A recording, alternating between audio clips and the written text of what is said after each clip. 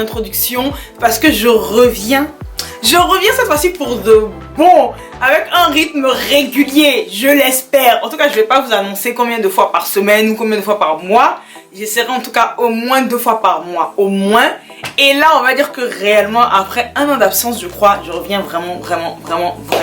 Mais c'était super important pour moi d'avoir la validation de Dieu pour savoir si je dois continuer ou pas YouTube. Donc justement, ceux qui me suivent sur Instagram me connaissent, etc. Ils savent de quoi je traite et tout. Et ceux qui me suivent pas sur Instagram, vous avez déjà pu voir certaines de mes vidéos où j'ai parlé mannequinage, j'ai parlé social, etc. Et je vous avais dit quand j'introduisais ma chaîne que je parlerai aussi 2 fois. Donc là justement je reviens avec la rubrique Faith. On va appeler ça Faith Talk by Lama. Je fais ça tout le temps sur Instagram en story et donc du coup je bascule là. Il faut quand même garder la folie pour ceux qui me connaissent ou bien. Donc en gros le concept de ces Faith Talks, en général ce que je fais, donc déjà je vais faire petite promo, c'est à dire que absolument il faut que vous vous abonnez à mes 2 comptes Instagram parce que j'en ai 2, donc qui va s'afficher quelque part ici, La Babs. Donc La Babs, on va dire que c'est mon compte qui est rattaché à tout ce qui concerne mon activité de mannequinat, tout ce qui concerne mode, beauté, etc. Donc je parle beaucoup plus de ça sur ce compte. Toujours rattaché un peu à la foi parce que je n'arrive pas en fait à ne pas parler de Dieu dans mes choses parce qu'il est partout. Et l'autre compte, donc La Babs Citation, où il faut me suivre aussi, où là c'est vraiment plus des vidéos en fait, enfin du contenu en rapport vraiment avec la foi pure si je peux dire. Mais on va dire que comme je dis Dieu est partout, je parle un peu de tout aussi là-bas, c'est vraiment des sujets sociaux, etc. et qui touchent un peu à tout. Donc vraiment je fais en fait des question and answer sur Instagram. Donc je vous pose une question, enfin je vous pose plusieurs questions, je choisis un sujet autour de la foi et en gros les gens rebondissent, ça me permet de voir comment les gens pensent et aussi je reposte tout le temps les réponses. Donc en fait ça devient, on va dire, une conversation publique et du coup en général après je refais une vidéo où je donne mon avis selon ce que le Saint-Esprit me dit de dire, etc. Et justement là pour l'année 2020, pour cette première vidéo, donc que je vais faire, c'est justement la réponse d'un des question and answer que j'ai fait qui était autour de la culture. Je sais que pour une première vidéo pour la foi, le sujet est quand même assez profond. J'aurai l'occasion en fait après cette série de partager mon témoignage pour que vous compreniez comment j'ai rencontré le Seigneur, comment j'ai su que Jésus-Christ était Dieu, comment Jean-Ry m'a transformé, etc.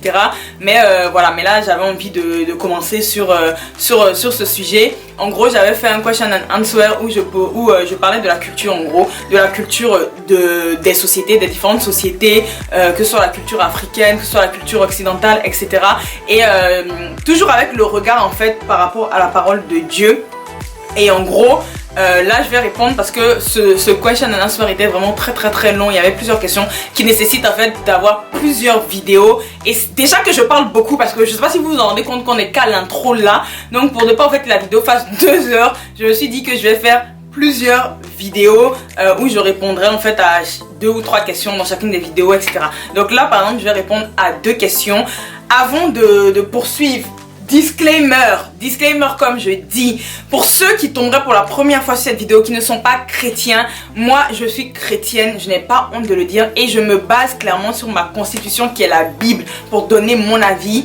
Je crois que au-delà je crois que vraiment la parole de Dieu est vivante, vraiment vivante comme il le dit et il n'est pas enfermé juste dans un livre en fait, que ça se vit. Donc du coup c'est vraiment, je me base sur la parole de Dieu et surtout sur ce que le Saint-Esprit m'a révélé en fait pour donner mon avis. Donc si vous n'êtes pas d'accord avec moi, voilà, c'est ce que moi j'ai reçu, je suis pas là pour vous convaincre, mais c'était le petit disclaimer parce que je sais que sur YouTube là les gens se lâchent et aiment insulter pour rien. De toute façon les commentaires seront filtrés. Donc let's go. La question que j'avais posée c'était, donc la première question, les 2 questions auxquelles je vais répondre. La première c'était est-ce que selon vous, donc pour les personnes qui sont chrétiennes essentiellement, la culture en fait du royaume des cieux, donc de Dieu, s'arrête là où notre culture naturelle pardon, s'arrête là où celle du royaume des cieux commence. Donc il y avait en majorité au moins 70% de personnes qui ont mis oui, qu'ils étaient d'accord avec ça, et d'autres ont mis non. Alors moi, comme j'ai dit, je ne détiens pas la vérité. Pour moi, la vérité, elle se trouve en Christ, elle se trouve dans la parole de Dieu. Donc j'ai simplement en fait questionné le Seigneur et je lui ai demandé, bah ok Seigneur, Saint-Esprit, qu'en est-il? Qu'est-ce que toi t'en penses? Et la réponse que j'ai reçue, c'est vraiment oui et non. En fait, le Seigneur n'a pas de problème avec nos cultures naturelles, c'est-à-dire que ce soit la culture occidentale, africaine, ou bien la culture du monde, tout simplement, du monde, de la société dans laquelle on vit. Il n'a pas de problème avec ça à partir, et je dis bien à partir du moment où les principes ou les valeurs sont en accord avec sa parole, où en fait les valeurs qu'on véhicule le glorifient. Mais malheureusement, de nos jours, et c'est là où c'est non, ça doit s'arrêter, de nos jours, malheureusement, souvent nos cultures en fait ne sont vraiment pas en accord avec la parole de Dieu. De nos jours, souvent en fait, on est anti-biblique. Et même dans les cultures, enfin dans toutes les cultures, il y a du bon, il y a du mauvais. Malheureusement, aujourd'hui, avec la société qui avance, qui évolue, avec la société dite moderne, les gens se perdent et malheureusement, on voit beaucoup plus en fait de négatifs et de choses qui ne sont pas en accord avec la parole de Dieu. Et le verset qui m'a donné, c'est dans Saint Marc. Parce que oui, c'est bien beau de dire ça, mais bon, il faut peut-être avoir les versets qui attestent. Attention, attention. Et je crois que c'est en Marc... attendez, je cherche. Je crois que c'est en Marc... J'ai noté. Marc 7,13. Oui, c'est ça. Marc 7,13. Marc 7,13. Oui, c'est ça. Marc 7,13. Annulant ainsi la parole de Dieu par vos traditions que vous avez établies et vous faites beaucoup d'autres choses semblables. Donc voilà, il m'a donné cette parole et il m'a fait comprendre que il n'y a pas de problème avec nos cultures à partir du moment où ça glorifie, où c'est en accord avec sa parole. Mais dès lors qu'on sort de ce cadre, de ce contexte et qu'il y a des pratiques dans nos sociétés qui ne sont pas en accord avec sa parole, là c'est anti-biblique. Donc oui et non, mais avec malheureusement une grosse majorité de non. Parce que, et pour ça en fait, ce que j'aimerais vous dire pour finir sur cette partie, c'est qu'il faut vraiment en fait apprendre à connaître la personne du Saint-Esprit. Comme j'ai dit, j'aurai l'occasion de faire d'autres vidéos où je parlerai du Saint-Esprit qu'il est. C'est la troisième personne de la Trinité. Il est avec nous sur terre, on en reparlera parce que c'est vraiment par le Saint-Esprit qu'on aura le discernement et qu'on saura ce qui glorifie le Seigneur et ce qui glorifie pas le Seigneur dans cette société, dans nos cultures qui peuvent être très pesantes. Et c'est vraiment en fait par l'aide du Saint-Esprit qui va nous donner le discernement pour savoir ce qui est agréable ou ce qui n'est pas agréable à Dieu. Donc voilà pour la première question. Deuxième question, c'était donc que je réponds pour cette vidéo. C'était la mentalité donc du monde et essentiellement dans la culture occidentale, mais j'ai envie de dire maintenant c'est partout, mais c'est vrai que c'est très pesant dans les cultures occidentales, c'est chacun pour soi, Dieu pour tous. En gros, vraiment ici c'est des sociétés individualistes où c'est vraiment chacun fait sa vie, les gens n'ont pas le temps, métro, boulot, dodo, etc. Et on n'a pas le temps de s'occuper des autres. Mais j'ai envie de dire malheureusement ça devient mondial. Et j'ai demandé en fait est-ce que ça glorifie le Seigneur? L'ensemble des réponses a été que non, ça ne glorifiait pas le Seigneur. Après, il y avait quelques réponses où les gens ont dit que ça dépend, ça dépend en fait. Parfois, il faut peut-être penser à soi. Et pareil aussi, j'ai questionné le Saint-Esprit. Et moi, les réponses que j'ai eues, c'est que dans l'ensemble, effectivement, ça ne glorifie pas le Seigneur. Maintenant, oui, effectivement, il y a certains cas, il faut faire la part des choses. Et il m'a donné 3 arguments pour ça. Déjà, le premier argument, c'est que c'est forcément anti-biblique et ça ne glorifie pas le Seigneur parce que la Bible nous parle de la communion fraternelle. Et pour ça, je vous invite à prendre Acte 2, 42. On va aller tout de suite. Acte 2, 42 nous dit, donc là on parle des disciples, les disciples de Jésus. Ils persévéraient dans l'enseignement des apôtres, dans la communion fraternelle, dans la fraction du pain et dans les prières. Donc en fait rien qu'à cette parole, le Seigneur me montrait que on peut pas en fait en tant que chrétien, parce que malheureusement ce que je n'ai pas dit c'est que malheureusement en fait souvent, là je parle vraiment du corps du Christ, il y a beaucoup de chrétiens qui se sont laissés avoir par la culture de ce monde, par la culture de notre société. C'est-à-dire qu'ils sont chrétiens, ils vivent leur foi seuls, ils vivent leur foi de leur côté et ils se disent que ça suffit pour grandir, que la foi c'est personnel. La foi, en fait pour moi c'est ton intimité avec le Seigneur qui est personnelle, mais ta foi n'est pas forcément personnelle parce que c'est quand même un commandement. Le Seigneur te dit que tu dois vivre une communion fraternelle. Maintenant la communion fraternelle c'est là où il faut pas être extrême. Ça veut pas dire que tu vas tout raconter de A à Z dans ta vie à ton frère en Christ, etc. Parce que comme j'ai dit, il y a une partie d'intimité que tu gardes pour toi. Mais quand là on lit, il persévérait dans l'enseignement des apôtres, dans la communion fraternelle, dans la fraction du pain et dans les prières. C'est-à-dire que la communion fraternelle c'est carrément pour moi c'est 60% au moins de la vie chrétienne. C'est-à-dire que tu vas dans les assemblées, tu pries avec tes frères et sœurs en Christ, tu es en connexion avec des frères.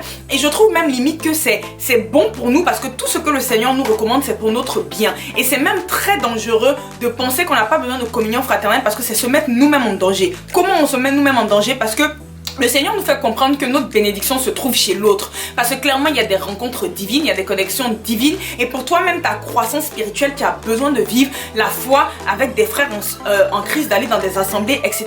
Et comme je dis, la culture du monde où c'est chacun pour soi, Dieu pour tous, c'est anti-biblique. Chacun pour soi, Dieu pour tous. Non! C'est pas chacun pour soi, Dieu pour tous. Le Seigneur, bien sûr qu'il est pour nous, mais il est aussi pour nous ensemble, en fait, en communion. Donc quand tu me dis que tu n'as pas besoin d'aller être connecté avec les frères en Christ, toi-même, tu te tires une balle dans le pied parce que ça se trouve, Dieu veut utiliser ton frère pour, par exemple, t'envoyer d'un point A à un point B pour, par exemple, le plan qu'il a prévu pour toi ou que sais-je. Je sais pas si vous voyez ce que je veux dire. Donc, en fait, c'est très important de ne pas rentrer dans ce système de nos sociétés. J'ai parlé de la société occidentale, mais même en Afrique ou autre, c'est en train d'arriver parce que non, c'est anti-biblique et il faut savoir faire la part des choses, en fait. Ça ne glorifie pas le Seigneur. C'est super important. Il y a beaucoup de frères en Christ, par exemple, qui ne vont pas à l'église, qui ne vont plus à l'église parce qu'ils ont été blessés dans l'église. Et je peux comprendre que ça fait mal, mais c'est le but de l'ennemi justement. Le but de l'ennemi, c'est de nous créer des blessures pour qu'on se retrouve seul, qu'on soit mis à part, mais pas de la bonne manière, parce que le Seigneur met aussi à part, mais pour une bonne cause. Là, tu es mis à part et puis tu es là, tu médites sur tes offenses, etc. Et finalement, c'est ta vie qui n'avance pas. Alors que si tu décides de pardonner, et là aussi on en parlera, hein, le pardon selon Dieu, si tu décides de pardonner et que tu te dis que tu vas à l'église, non pas pour les hommes,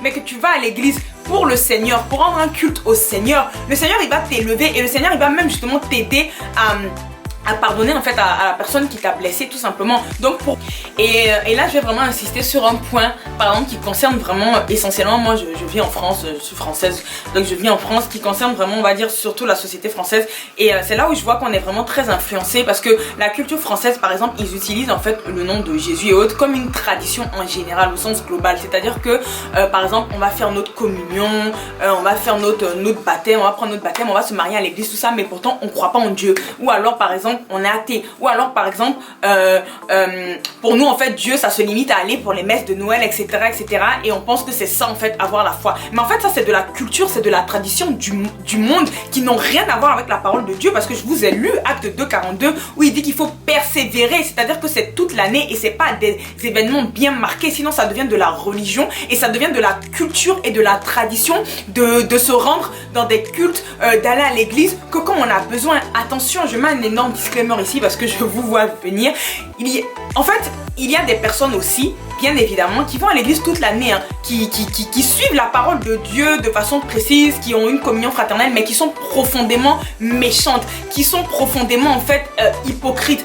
Je tenais à mettre ce disclaimer pour vous dire que ça aussi Dieu ne valide pas. C'est-à-dire que si tu vas à l'église matin, midi, soir, si tu fais tout ce que le Seigneur dit, si tu es dans la religion clairement et que ton caractère en fait ne reflète pas la gloire de Dieu, c'est-à-dire que tu vas à l'église tout le temps et autres, mais pourtant tu te comportes comme la culture du monde, c'est-à-dire tu pardonnes pas, tu es méchant, tu es hypocrite, tu pêches, etc.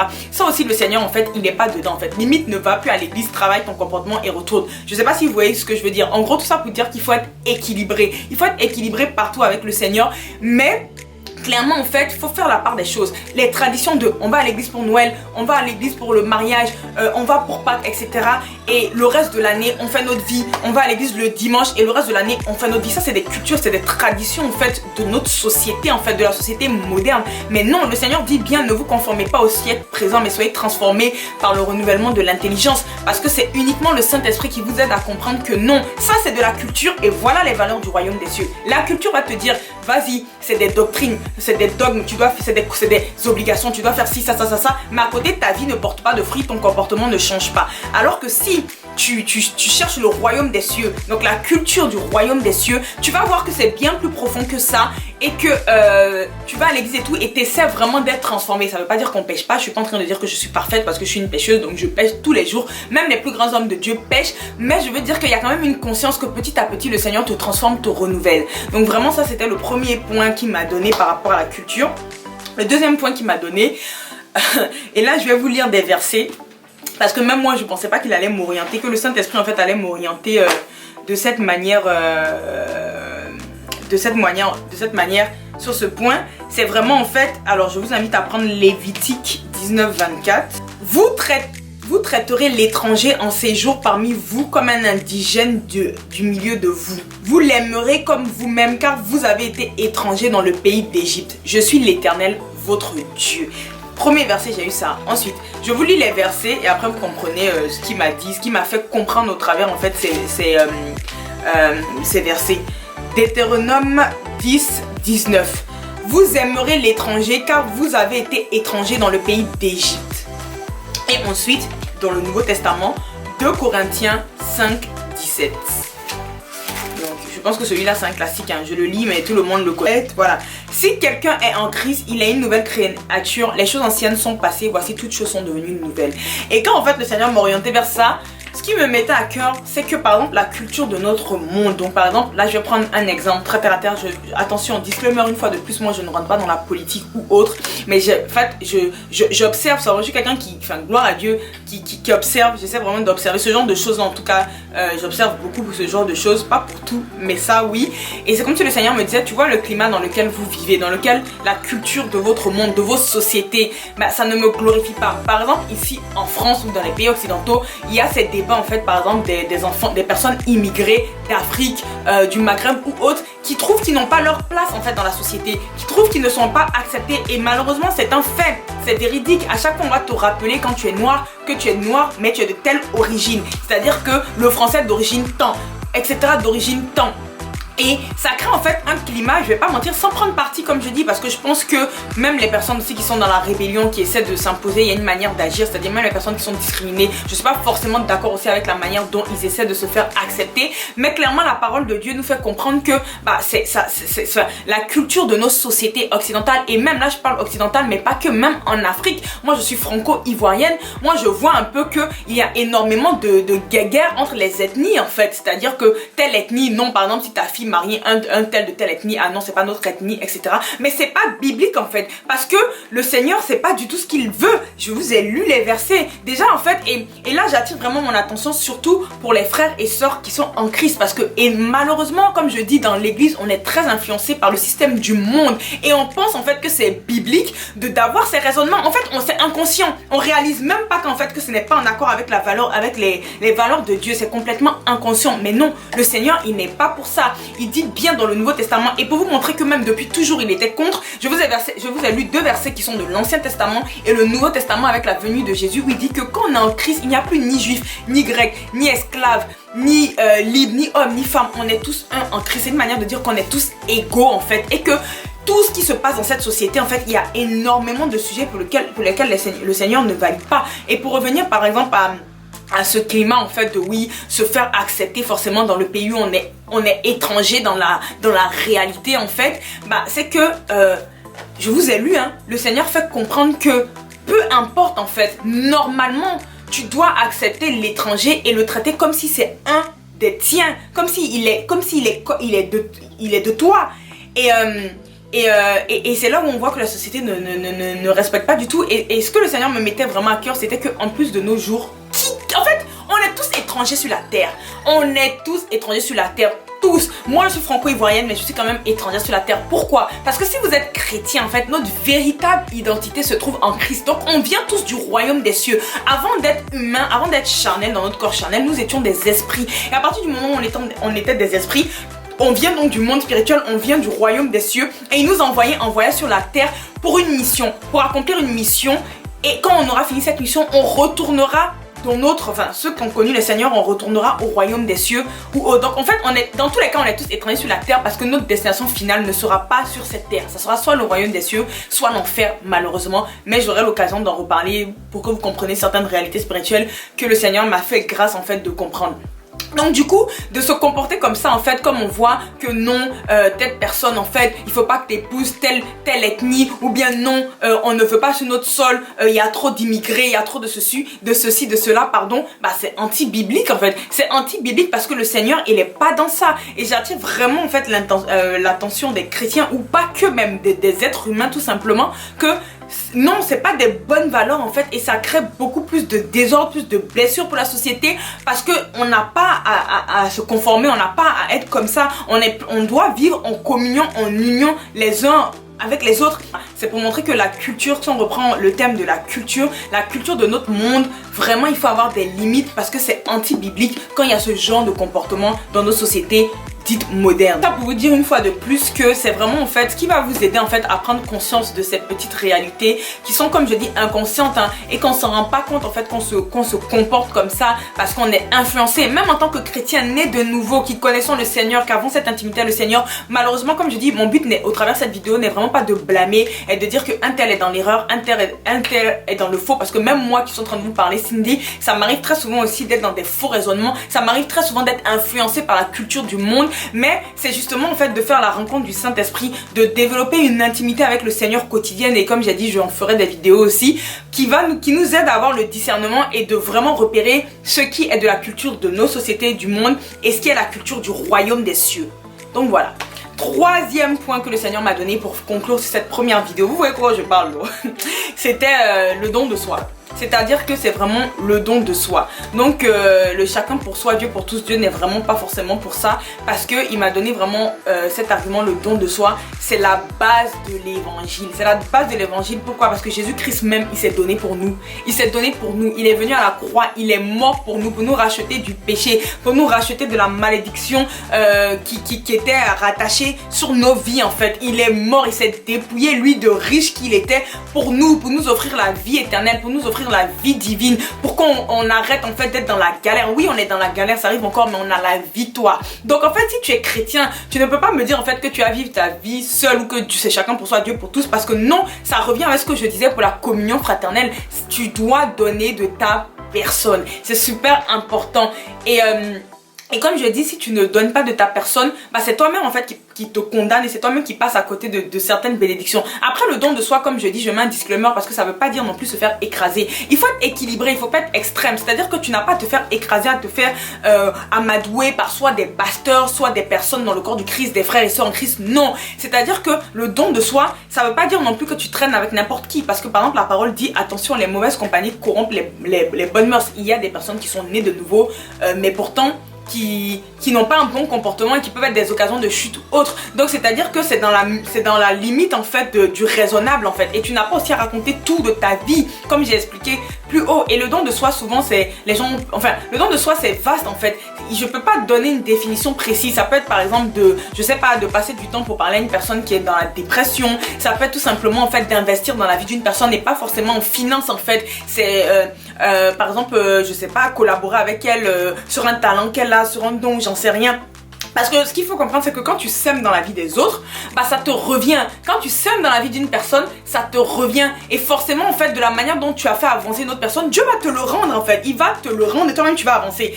Après, une fois de plus, comme je dis, il faut pas être hypocrite et il faut pas faire les choses en attendant quelque chose en retour. Quand moi, je sème dans la vie de mon frère, j'attends pas quelque chose en retour. Je le fais simplement par amour, parce que Jésus m'a aimé. C'est ce qu'il a fait avec moi sans rien attendre en retour. Il m'a aimé avant que je l'aime. Bah, moi aussi, je fais la même chose dans la vie de ma soeur. Mais naturellement, en fait, il y a des règles spirituelles qu'il faut saisir et qui montrent que si tu sèmes dans la vie d'une personne, forcément en fait naturellement tu vas récolter dans ta vie, même si tu ne le veux pas en fait. Et tu n'as même pas besoin d'être chrétien pour ça, parce qu'il y a des personnes qui ne sont pas chrétiens mais qui appliquent les principes bibliques sans le savoir, qui sont guidés par Dieu sans le savoir, et leur vie avance parce que c'est des réalités tout simplement spirituelles. Pour conclure, par exemple, j'ai deux exemples dans la Bible que le Seigneur m'a donné par rapport au don de soi. C'est l'histoire de Ruth et de Naomi. Je vais pas vous lire, vous irez, c'est une très belle histoire.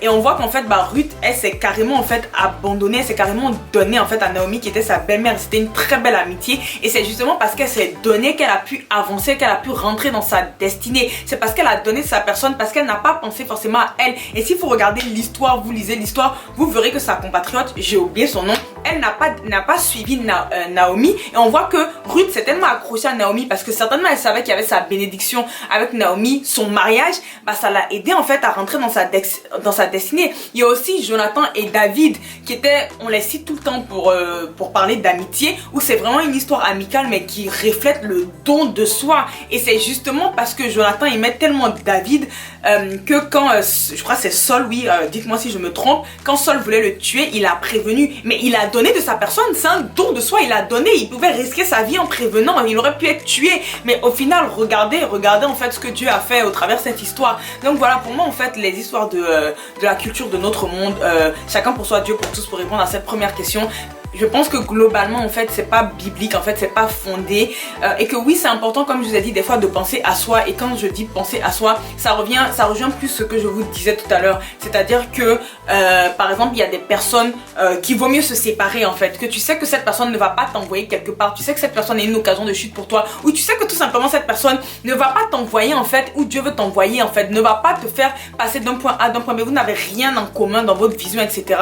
Là bien sûr je peux comprendre que t'as pas besoin d'être en communion tout le temps avec cette personne, mais tu as quand même le devoir de l'aimer en fait, de l'aimer à la rigueur, même si elle vient te demander un conseil, de prendre soin d'elle. Donc je pense que oui, la société de nos jours en fait il faut vraiment avoir le discernement pour conclure, et que je pense réellement que notre culture naturelle, donc de notre pays, de nos origines, de nos traditions d'origine pays, ou tout simplement la culture du monde s'arrête là où celle du royaume des cieux commence. Donc voilà les gens, j'en ai fini pour cette première vidéo autour donc de la série Faith Talks. Et comme j'ai dit, je vais faire plusieurs vidéos en fait autour de la culture du monde, la culture de nos traditions. La prochaine vidéo là, je vous parlerai d'un sujet. Attendez. Le sujet là, on va parler, je vous donne seulement le titre. La dépression chez les noirs n'existe pas. C'est un truc de blanc. Non, parlons peu, parlons bien. On va voir ce que le Seigneur en dit de cette affirmation-là. Donc c'est tout. Il y aura une autre question auxquelles je vais répondre aussi, que je vais questionner le Seigneur, le Saint-Esprit. Mais je vous laisse là, je dépose ça là. Et puis je vous dis tout simplement à la prochaine. N'oubliez surtout pas de vous abonner, de partager cette vidéo si vous avez aimé, et puis de me dire aussi ce que vous en pensez, parce qu'on est là pour échanger, mais attention, dans la paix et dans l'amour. Les commentaires qui sont injurieux, les commentaires qui n'édifient pas, bah je n'y prêterai pas attention, ou tout simplement je les supprimerai. Donc à partir du moment où on est poli et que c'est bienveillant, il n'y a pas de problème, parce que certainement que vous avez peut-être d'autres révélations que moi, différentes des miennes, et ça m'intéresse aussi de connaître vos révélations. Donc sur ce, je vous dis à la prochaine, et je vous fais de gros bisous les babzouilles. Oui, parce que j'avais oublié de vous dire, je pense que vous savez que vous êtes des babzouilles. La babs, les babzouilles. Bye bye.